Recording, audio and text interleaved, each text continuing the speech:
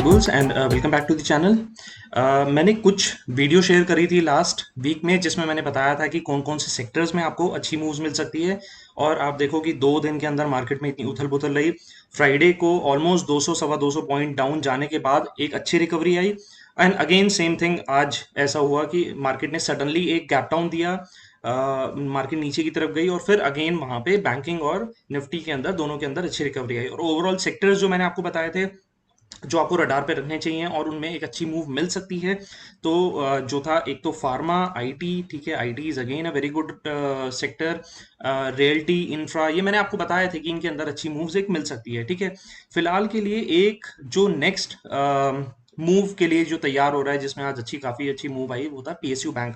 तो आप कंपैरेटिवली आप थोड़ा सा स्टॉक्स में कंपेयर कर सकते हो कि कौन से ऐसे स्टॉक्स हैं जो पर्टिकुलर इसी तरीके का एक पैटर्न बना रहे हैं और एक ऐसी मूव के लिए लोग तैयार हो रहे हैं, ठीक है। सो अब हम डिस्कस करेंगे कि शॉर्ट टर्म में कौन से ऐसे स्टॉक्स हैं जो मूव कर सकते हैं। मैंने अपनी एक लिस्ट बना रखी है। इंट्राडे में कुछ ऐसे स्टॉक्स हैं जो मुझे लगता है कि एक अच्छी मूव के लिए तैयार हो रहे हैं। तो पहला ऐसा एक स्टॉक है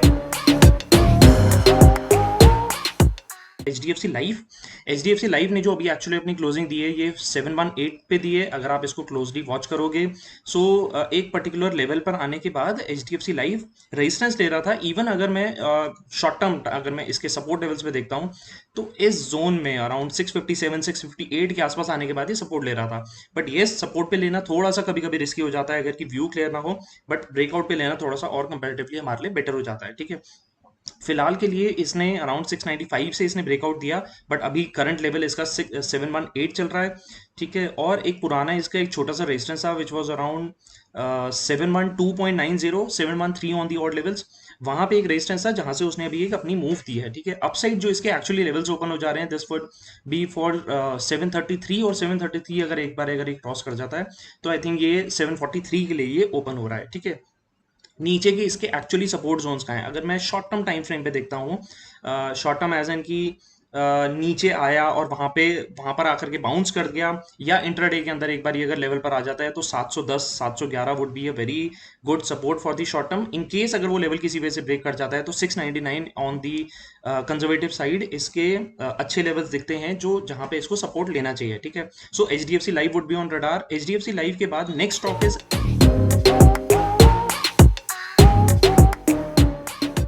आईसीआईसी बैंक।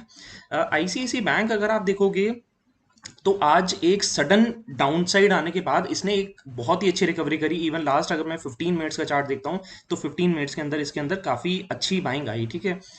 डेली चार्ट पे इसको कंपेयर करेंगे फिर मैं आपको इंट्राडे के चार्ट पे बताऊंगा कि इसको कैसे ट्रेड कर सकते हैं, ठीक है। सो पुराना एक रेजिस्टेंस जोन था। रेजिस्टेंस जब इसने क्रॉस करा ऊपर की तरफ फिर ये एक सपोर्ट जोन पर आया और वापसी नीचे आने के बाद इसने एक डबल बॉटम टाइप्स का पैटर्न बनाया। डबल बॉटम बेसिकली इसने बनाया अपना 617 पे।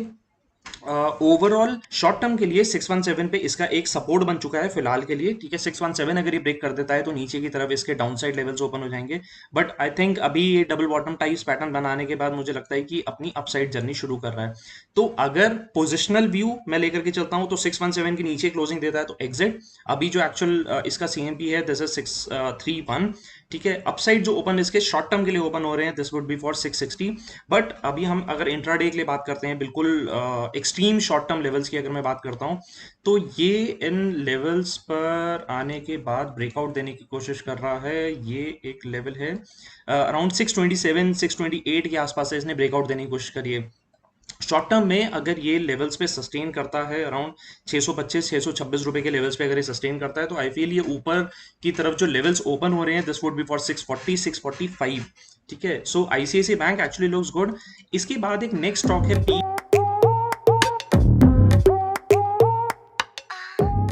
PEL, Piramal enterprise limited.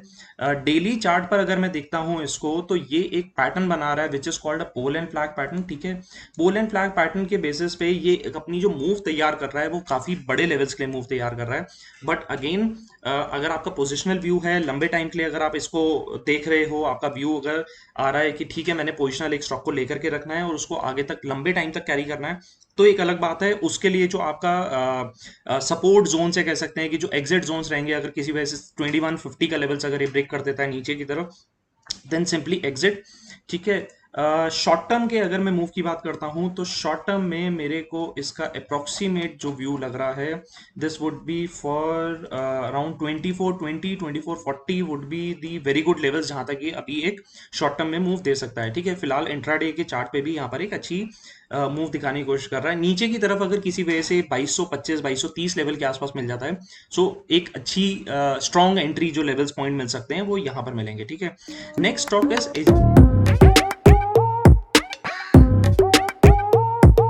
HDFC bank.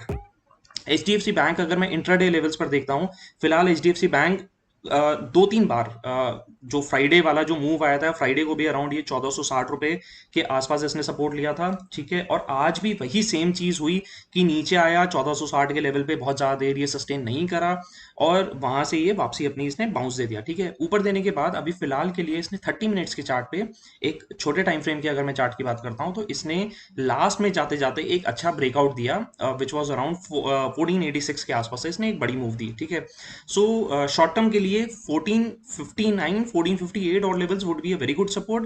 Ultra short term अगर मैं इंट्राडे वाली टाइप्स बात करता हूं तो 1475 1476 is a very good support for HDFC bank.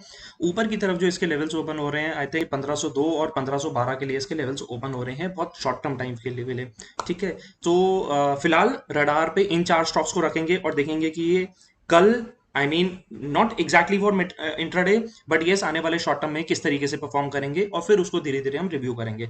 और प्लस मैंने जो आपको वॉच लिस्ट बताई थी सेक्टर स्पेसिफिक, आप सेक्टर स्पेसिफिक स्टॉक्स देख सकते हो, उससे आपको आइडिया रहेगा कि कौन से पर्टिकुलर सेक्टर के अंदर क्या मूव आ सकती है।